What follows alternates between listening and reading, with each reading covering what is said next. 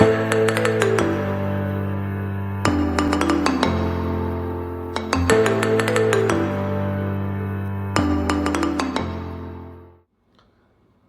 18 जून 2020 को आइए हम चर्चा करते हैं करंट अफेयर्स की। मूलतः आज हम लोग टूरिज़्म की ज़्यादा चर्चा करेंगे। 17 जून को आइसलैंडिक नेशनल डे मनाया जाता है और उसके एक शहर में इसके सेलिब्रेशंस होते हैं। दूसरा एक जो ट्रेंडिंग टॉपिक है निश टूरिज़्म का, इसको हम आज डिटेल में समझेंगे। निश का मतलब होता है न्यू, नया टूरिज़्म, नई तरह का पर्यटन किस तरह से डेवलप हो रहा है, नए नए प्रोडक्ट्स, नए नए प्लेसेस टूरिज़्म के क्या हैं, इस पर हम आज चर्चा करेंगे। तो इसको कहते हैं निश टूरिज़्म। आपने सुना होगा कि इंडिया के वेस्ट में स्टेट है गुजरात, और गुजरात की राजधानी अहमदाबाद गांधीनगर के से जब राजपीपला जाते हैं, राजपीपला के पास केवड़िया कॉलोनी है, और केवड़िया कॉलोनी में सरकार ने एक स्टैच्यू का निर्माण किया। ये स्टैच्यू बहुत चर्चा में आई। इसके दो कारण थे। पहला कारण ये था कि स्टैच्यू वर्ल्ड में सबसे ऊंची मूर्ति है। दूसरा कारण ये था कि स्टैच्यू सरदार वल्लभ भाई पटेल जी को आदर देने के लिए बनाई गई। वल्लभ भाई पटेल जी का जो योगदान है भारत को एक करने के लिए, वो हम सभी को मालूम है। तो ये एक तरह का अभूतपूर्व सम्मान था एक ग्रेट लीडर को हिंदुस्तान के।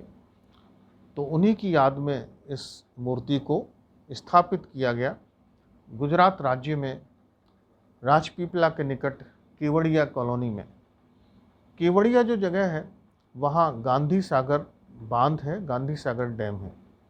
गांधी सागर डैम एक पिकनिक स्पॉट हुआ करता है और इसके पास ही सरदार वल्लभ भाई पटेल जी की स्टैच्यू का निर्माण किया गया। इस मूर्ति के निर्माण में सरकार का, कुछ कंपनीज का बहुत अच्छा योगदान रहा। अब इस स्टैच्यू को बनाने से फ़र्क क्या पड़ा? स्टैच्यू को बनाने से एक ग्रेट लीडर को सम्मान मिला, एक नया पर्यटक स्थल जहां लोगों ने जाना शुरू किया। अब उस स्थान पर बटरफ्लाई गार्डन, एक बांध, स्टैच्यू और इसके अलावा बहुत सारे स्थान हैं। अभी मैंने आपको कहा राजपीपला। राजपीपला में कुछ पैलेसेस, म्यूज़ियम, टेम्पल्स और हेरिटेज साइट्स हैं। कहने का मतलब ये है कि पर्यटन के नक्शे पर, पर्यटन के मैप पर एक नया स्थान उभर कर आया। यहाँ लोगों ने जाना शुरू किया और धीरे धीरे ये स्थान पॉपुलर होता जाएगा। आपको शायद समझ में आ गया होगा कि एक नया पर्यटक स्थल किस तरह से विकसित होता है। दूसरा जो प्लेस है वो है अक्षरधाम। अक्षरधाम न्यू दिल्ली में स्थित है। अक्षरधाम स्वामी नारायण मानने वालों का एक मंदिर है और इस मंदिर को स्वामी नारायण मंदिर के नाम से भी जाना जाता है। मंदिर बहुत ही भव्य है। इस मंदिर में जाकर आपको धर्म के बारे में बहुत जानकारी मालूम पड़ेगी। तो जो भी लोग नई दिल्ली जाते हैं इस मंदिर में होकर ज़रूर जाते हैं। यह मंदिर संस्कृति, धर्म, दर्शन, इसका एक बहुत अच्छा एग्जाम्पल है। चूँकि लोकेशन इसकी नई दिल्ली है तो लोगों को वहाँ जाने में आसानी है। तो यहाँ जाने वाले पर्यटकों की संख्या बहुत ज़्यादा है। हमने जो पहला उदाहरण दिया वो सबसे ऊंची मूर्ति थी पूरे विश्व की। जो दूसरा उदाहरण दिया ये एक मंदिर है, दर्शन को समझने का स्थान है, जो भारत की कैपिटल में स्थित है। भारत में अगर टूरिस्ट सर्किट की बात करें तो सबसे ज़्यादा बात होती है गोल्डन ट्रायंगल की। नई दिल्ली, आगरा और जयपुर, इन तीन स्थानों को हम गोल्डन ट्रायंगल के नाम से जानते हैं। कहने का मतलब ये है कि अक्षरधाम गोल्डन ट्रायंगल का एक हिस्सा है। तीसरा स्थान है हनुवंतिया। यह मध्य प्रदेश में स्थित है। यहाँ एक वाटर बॉडी है और इस वाटर बॉडी में जो पर्यटन डिपार्टमेंट है मध्य प्रदेश का, वर्ष में एक फेस्टिवल का आयोजन करता है। इसका मतलब है कि इस स्थान को साहसिक पर्यटन के रूप में एक पहचान दिलाना। साहसिक पर्यटन क्या है? साहसिक पर्यटन में हम 3 एलिमेंट्स की बात करते हैं: रिस्क, थ्रिल और फिजिकल सेटिंग्स। अगर कोई एडवेंचर या साहसिक पर्यटक है तो वो रिस्क लेगा, जितनी रिस्क होगी उतना थ्रिल होगा। और फिजिकल सेटिंग्स का मतलब है वो जगह अनयूजुअल होती है जहाँ वो रहता है उस स्थान से। ये रिस्क कैलकुलेटेड रिस्क होती है।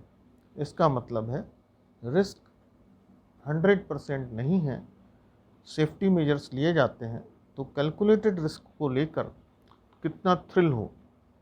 तो यहाँ वाटर स्पोर्ट्स की अच्छी संभावना है। जो लोग छुट्टियाँ बिताना चाहते हैं, जो लोग नेचर के समीप जाना चाहते हैं, उनके लिए भी हनुवंतिया एक बहुत अच्छी जगह है। यह प्लेस जहाँ बनाया गया है वहाँ लोगों के एक्सेसिबिलिटी है, लोग जा सकते हैं। धीरे धीरे बहुत सारी सुविधाएं यहाँ डेवलप हो रही हैं। मतलब डिमांड के हिसाब से सप्लाई जो है पर्यटन की, वो यहाँ उपलब्ध हो रही है। चौथा स्थान जो अभी धीरे धीरे लाइमलाइट में आया, बिहार में एक डॉल्फिन ऑब्जर्वेटरी का प्रस्ताव है। डॉल्फिन ऑब्जर्वेटरी का मतलब है किसी ऊंचे स्तंभ से जाकर लोग डॉल्फिन्स को देख सकते हैं। ये एक इको डेस्टिनेशन रहेगा, मतलब उस जगह को बिना डिस्टर्ब किए पर्यटन को किस तरह से विकसित किया जाए। तो यह पर्यटन लंबे समय तक चलेगा, लोगों को बहुत फ़ायदा होगा, लोगों की जानकारी बढ़ेगी और सरकार को एक नॉलेज डेवलप करने के लिए भी सहायता मिलेगी डॉल्फिन के बारे में। चौथा जो ट्रेंडिंग टॉपिक है इस कोरोना काल में, बहुत पहले से हिंदुस्तान मेडिकल टूरिज्म का एक बहुत अच्छा डेस्टिनेशन रहा है। भारतीय डॉक्टर्स पूरे वर्ल्ड में अपने हुनर के लिए, अपने स्किल्स के लिए जाने जाते हैं।